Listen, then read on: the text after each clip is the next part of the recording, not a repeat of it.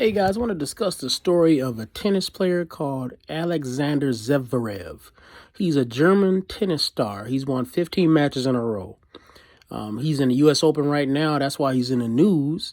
And he most notably won the Olympics, the gold medal for tennis. Now, the problem is that he made a joke and said that he sleeps with his gold medal because he doesn't have a girlfriend anymore. And people were outraged because his girlfriend in 2019 made an allegation that he had abused her, choked her, and pushed her to the point where she was trying to commit suicide. And so a lot of people are saying, well, he shouldn't be joking about not having a girlfriend since he drove his last girlfriend to the point of almost wanting to kill herself. And that's why he doesn't have a girlfriend. And this ignores a larger point that is made, and his response was this. In 2019, he went to court, and put defamation charges on his girlfriend, and the court agreed with him and charged her with defamation and told her to stop saying that. So she could no longer publicly say that he abused her or hurt her because she couldn't prove it, and it wasn't true. And so it turns out that his joke really isn't as offensive as the media is trying to make it out to be. And so what happened is we get to the point where a man is not allowed to joke about something because of a false accusation that his girlfriend made 2 years ago that even a court said is false. And what we have there is a regulation of men's speech. Now, you'll note that the man is not allowed to speak, but the false things that his girlfriend said years ago are still being repeated in the media and are still being held as true. And this is another thing that is going on. It's an attack on masculinity, right?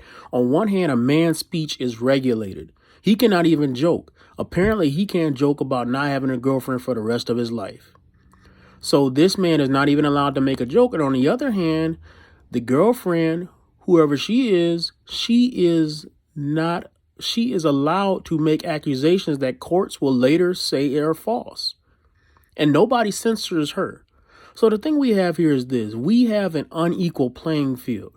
And we have to understand that as men.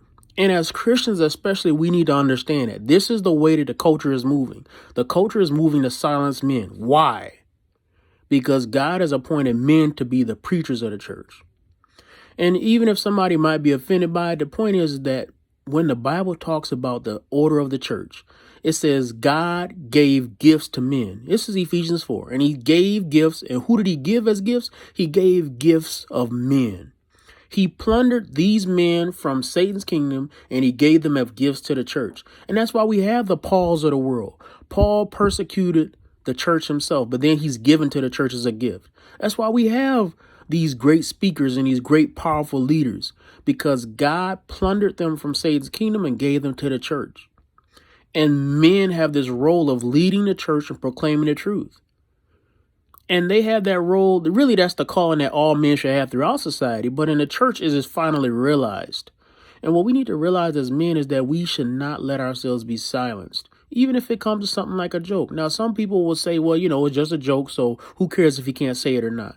And that's where you fall on that slippery slope, because you are literally saying, even if what he said is not offensive, even if the only way of silencing him is a false accusation, a man can be silenced, but a woman can't. And when you keep going along that line, you eventually get man shutting up. Man can't say anything. Men can't talk. Men can't lead. Because if you can't talk, you can't lead. And if you can't lead, you can't make society work. Societies don't work without men leading. So that's just a little story I wanted to bring to you guys. When you see things in the media, don't just read it at face value. Look into it with some depth, because it's there for a reason. And if you look at the signs, you can see signs of what Satan is doing.